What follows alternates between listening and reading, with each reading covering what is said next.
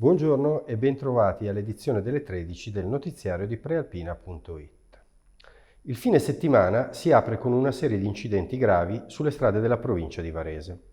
Il primo, questa notte alla 1, in via delle Rimembranze a Caronno Varesino. Qui c'è stato uno scontro tra un'auto e una moto e sono rimasti feriti 3 ragazzi tra i 17 e i 19 anni. Un'ora dopo, in via Iamoretti a Induno Lona, a scontrarsi frontalmente sono stati 2 scooter, un cinquantino e un 125. Anche in tal caso i feriti sono 3, 2 dei quali in modo particolarmente grave. È stato addirittura necessario l'intervento dell'elisoccorso. Infine, questa mattina alle 8, a Busto Arsizio si sono scontrate un'auto e una moto in via delle Allodole.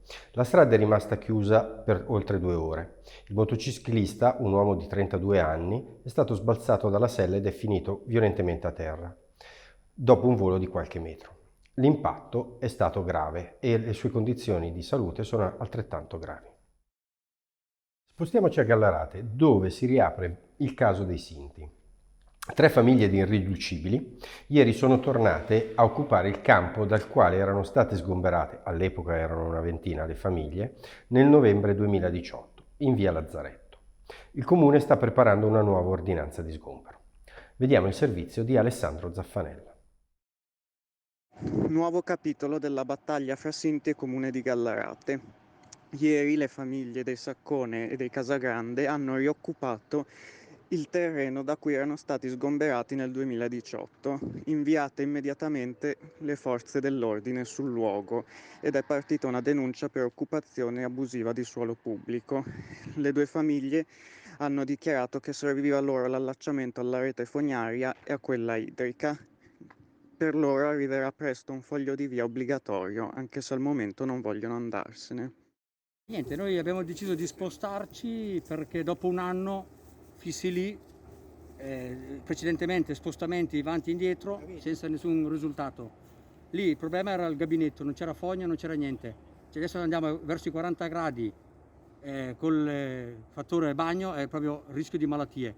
Qui abbiamo la fogna che funziona ancora perché non è mai stata bonificata l'area. Qui c'è fogna, c'è tutto come un camping, come ha fatto l'amministrazione comunale di Forza Italia e Nicola Mucci. Rimasto com'è, fogna e tutto qua. Se vuoi ti faccio vedere. Tragedia del Mottarone. Non verrà rimossa fino alla fine dell'estate la cabina della funivia precipitata il 3 maggio scorso, provocando la morte di 14 persone, tra le quali 2 bambini. Del resto, le operazioni per spostare i residui di quella cabina sono complesse e nulla si potrà fare prima dell'incidente probatorio che è fissato per l'8 luglio. In questa occasione tutte le parti avranno diritto, con i propri consulenti, di prendere visione di ciò che rimane della cabina, che è protetta dagli agenti atmosferici e viene controllata dalle forze dell'ordine che si alternano nel servizio di guardiania. Tutti i dettagli sul quotidiano, in edicola e sul supporto digitale. Turismo. A Varese il comune vuole ripristinare la funicolare che porta al Campo dei Fiori ed è chiusa da 63 anni. Il progetto di ripristino è inserito tra quelli che puntano a ottenere un finanziamento dal Piano Nazionale di Ripresa e Resilienza. È un'operazione del valore di 8 milioni di euro, utile proprio a rilanciare il turismo nel capoluogo. Infine lo sport. Domani al Lago di Monate è in programma la seconda tappa dell'Italian Open Water Tour 2021, circuito di nuoto in acque libere organizzato dall'Associazione Sportiva Dilettantistica I Glaciali. La partenza della prima gara, l'Hard Swim, di 5.000 metri, è fissata alle 9:30. Per ora è tutto, arrivederci all'edizione serale del notiziario di prealpina.it, un cordiale saluto e l'augurio di un buon pomeriggio.